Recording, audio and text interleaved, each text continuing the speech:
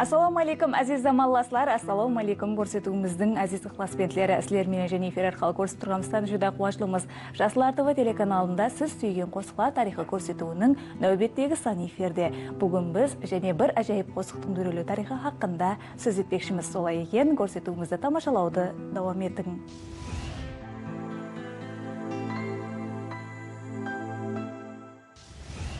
Сондай қосықлары бар, ол қосықлар біздің өмірімізде үлкен із қалдырады. Қай уақыт ол қосықты естігенімізде балалығымызға, жаслығымызға қайтқандай боламыз. Бүгінде көрсетуіміз арқалы әне сондай қосықлардың бірі хақында сөз етпекшіміз. Қайсы қосық дейсіз бе? Бұнан саррас 50-40 жыл алдын дүрелген Хайжігіт қосығы. Хош, бұл қосық кім тарапынан, қашан һәм қалай дүрелген? Бұл қосықтың дәслепкі атқарушысы кім деген сұраулар туылуы табиғи. Әлбетте, бұл сұрауларға көрсетуіміз давамында біргелікте жауаплар аламыз.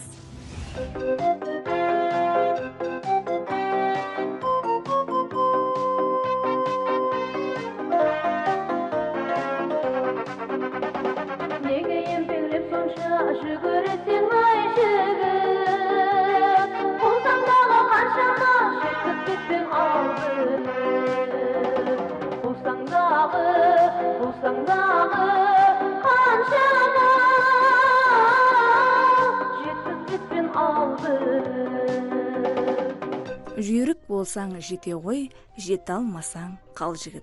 Халқымыздың сүйіклі шайырасы Набира Төрешеваның дөретушілігінде 1974 жыллары қыз хәзілі атамасында дүрелген бұл қозық арадан көп өтпестен өз музыкасын табады һәм тез арада халық арасына сіңісіп кетеді.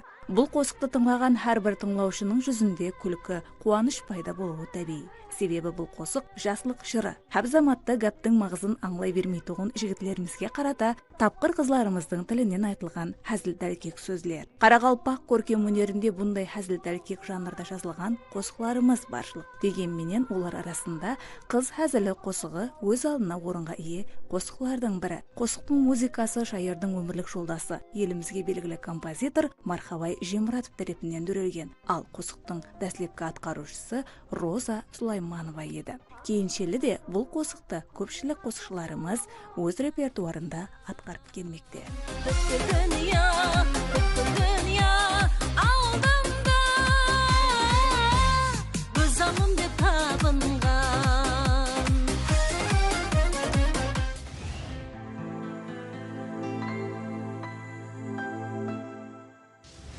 Міне соңғы уақытлары қыз хәзіл қосығы айтушылар тарапынан Хайжігіт болып аталып кетті, бірақ тихарында бұл қосықтың өзінің негізгі аты қыз хәзіл деген қосық. Бұл қосық 74-75 жылдар жазылған қосық. Жүда ертеде жазылған қосық, бір қожалық болғаннан кейін, бір жылдан кейін қосықлар жазып, ол Мархабай намасын жазып, бір қатар шығармаларды өткенбіз біргелікте. Сол қосықлардың қатарында осы қыз хәзілі де бар. Бірақ енді қазіргі уақытта Хайжігіт деп жарияланып жүріпті. Бұл қосық 1978 жылғы «Жаслығым мен» деген кітабында жарық көрді. Бұл қосықлардың рухы өздеріміздің сол уақыттағы жаслық кеуілерімізге сәйкес, жаслығымызға сәйкес алып шығып тұрған мінезлерімізге сәйкес, өзімізге сәйкес жазылған қосықлар. Бұныңмен қатар, қыз хәзілімен қатар бірқанша қосықларды бірге дүреттік Мархабай екеуміз. Ауа мен баладайман деген қосық, онан кейін ойна ділбар деген қосық. Соныңменен бірге қыз хәзілі қосығы, селдік пен жаным деген қосық. Басқа да көптеген қосықлар қатар бір болған қосықты бірге жазып 74-75 жылдары записке түскенбіз. Сол уақыттан бері бұл қосықлар айтылып келеді. Қыз хәзілі қосығының бірінші атқарушысы Роза Сулейманова. Сол ауа мен баладайман Роза айтты. Басқа да бірқанша қосықлар оларды айтты. Дәслепкі атқарушысы сол қыз болып есептелінеді. Кейіннен оны басқа қосықшылар айтып кетті.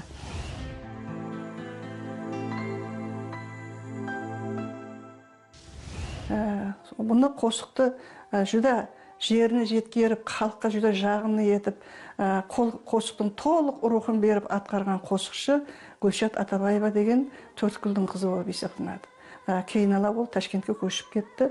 сол Ташкентке көшіп кеткеннен кейін сол симфониялық оркестрменен бірге өзі жұмыс қылып осы қосықты клип алдырып записке түскен. Бұны Ташкент телевидениесінен берді. Онан кейін өзімізде де өзіміздің телевидение арқылы да берілді. Өзі әкеліп берді ме, я ояқтағы берілген запистен көшіріп алды ма білмедім. Өзіміздің телевидение арқылы да берді. Жүда әжайып етіп, жүда жақсы істелген, клипі де жақсы, таулардың арасында жуырып жүріп, сулар таулардың арасынан сарқырап ағып тұрыпты. Үлкен бейнет еткен енді. Ойнап жүріп, біздің милли киімдеріміз құндыз бөрік қызлар киген ғой, қыс айларында киген, басуақта да киген, құндыз бөрік киіп, шапан киіп, үстіне жүда шырайлы қылып айтқан. Мәнісіне түсіріп айтқанда, сонан кейін бұл қосық халықтың арасында кеңінен таралып кетті. Біз Хайжігіт қосығы деп жүрген қосығымыздың тек арғы атамасы қыз Хәзілі қосығы екен. Біз бұл қосық бойынша мағлұмат ізлегенімізде бұл қосықты ең дәслепкілерден болып атқарып шыққан, һәмде халқымызға кеңінен таралуына түрткі болған инсалардың бірі бұл халқымыздың сүйікті қосықшыларының бірі Мырзагүл Төлегенова екенлігін білдік. Һәм Мырзагүл Төлегенованың бұннан сары 27 жыл алдын бұл қосықты атқарып шыққанлығы хақында естіген едік. Хош, Мырзагүл Төлегенованың бұл қосықты атқарып шығуына не себеп болған еді? Келін жақсысы бұл хақында оның өзінен толығырақ мағлұматлар аламыз.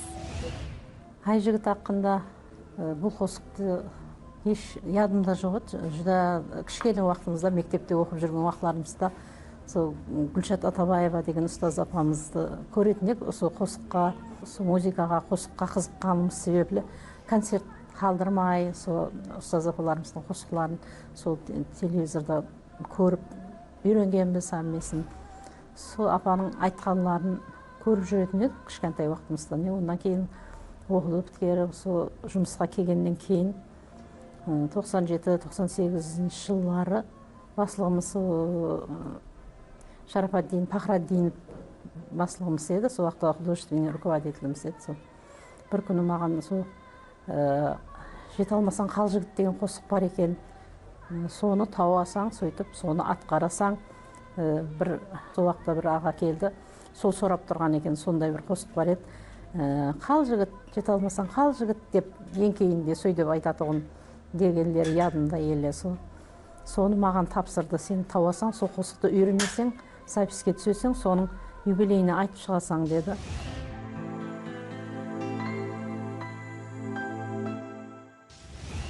Соннан көп ізледім ол қосықты. Сол кейінгі уақытлары оның видеосы да жоқ еді, еш архивте қалмағанда, ол Гүлшат Атабаеваның айтқаны.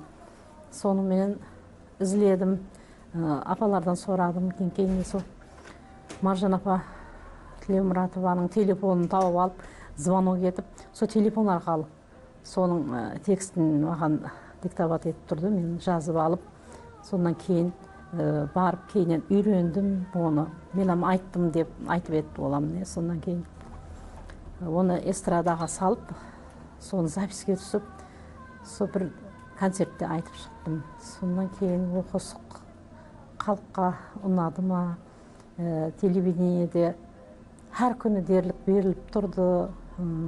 Өзі Хәзіл дәлкек ретінде жазылған қосық еді бұл. Сонымен миниатюраларында, радиолардағы сол миниатюраларда әр күні сол әмме уақыт Мырзагүл Төлегенова мейманда, біздерде мейманда деп сол қосықты жіберіп тұратын еді. Әмме уақыт. Көп адам жақсы баха берді.